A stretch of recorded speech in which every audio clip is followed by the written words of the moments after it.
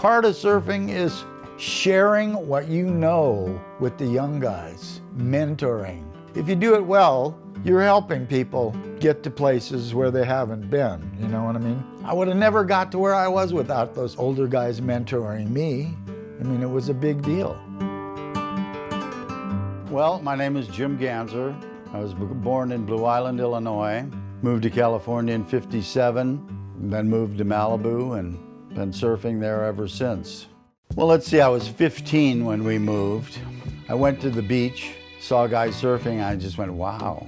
When I first moved to the Palisades, Denny Alberg had an older brother named Kemp Alberg. He was kind of a famous surfer already at that time. You went into Kemp's room and he had all these surfing photos, beer signs and records all over the wall. And it was just like a whole other world. We got to see all the heroes up close and personal. There were parts of that were in Big Wednesday, yeah. They'd throw these parties where, like Dewey Weber would have his 33 Ford panel truck pulled up on the front lawn and cars, hot rods everywhere. People would go and meet at State Beach and he'd stop, take a look at which direction the swell was, and then head out to a spot. And of course, Malibu was where all the big-time surfers would go. And so you'd see these greats come up and surf. We used to surf with John Melius, and he had his own little group of guys. You know, we grew up with Lance Carson, lived in the Palisades, Pete Peterson. You know, Munoz was originally from that area.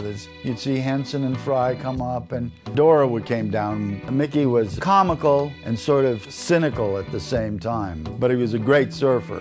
We'd surf every day and we'd see Tommy Zahn would paddle by in the morning. Then later on in the day, he'd paddle back. The waterman concept was in full swing in those days. But this is the kind of guys that you saw as a kid growing up. In high school, I helped put together the yearbook, and by doing so, I learned a little bit about how you make a magazine. My first job out of high school was working for Surf Guide magazine. The guy, Bill Cleary, said, hey, why don't you come over and help us? And at that time, John Van Hammersveld started working for Surf Guide, and Van Hammersveld did the Endless Summer poster. And he was like kind of my first teacher, so I started going to Chenard, which was downtown LA. That's now CalArts. Well, you know, when you go to art school, they have labs that you go and start to develop your own style, your own idea of what art's about. I would spend half the day looking at art books. You had to know art history to know what had been done and what hadn't been done. You know, in art, the first thing I did that I realized it was sort of unique was I was sort of searching for some intellectual reason to put behind my art. So I went and bought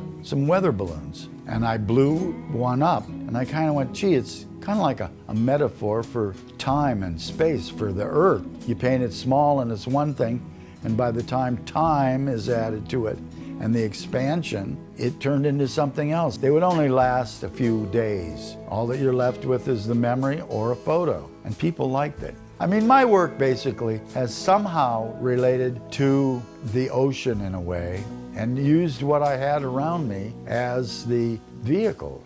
My style wasn't really one thing over and over. I mean, that's really what art is about. It's exploring something that you get involved in and taking it to some place that you didn't think it was going to go. Lately, I've been working on photographs. I have always enjoyed black and white photography. I just started taking pictures of people and places and so forth.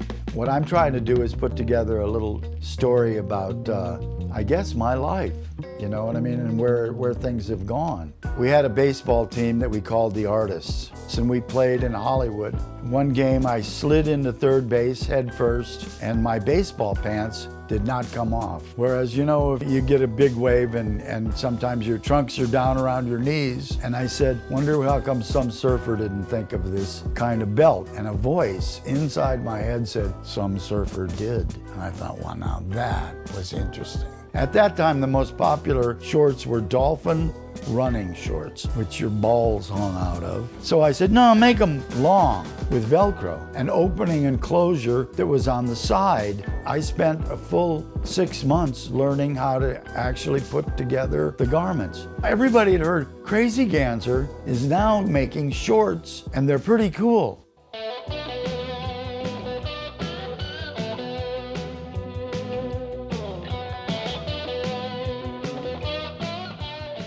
We had unique fabrics, the brightest things you could possibly see. We decided that we were going to make the advertising look like it came right out of Vogue magazine. We walked around and hired great-looking models from around this area. And it wasn't long before we came to the realization that, you know what? Not everybody has an ocean, but everybody's got a sidewalk. So we started marketing surfers and skateboarders, and we had a full little package. It was just unique enough that people loved it.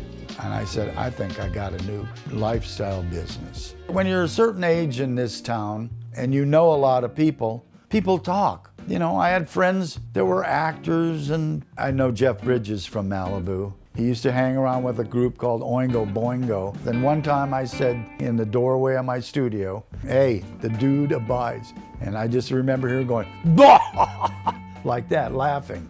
The only thing I can say is that everybody wore Hawaiian shirts, had beards, smoked weed.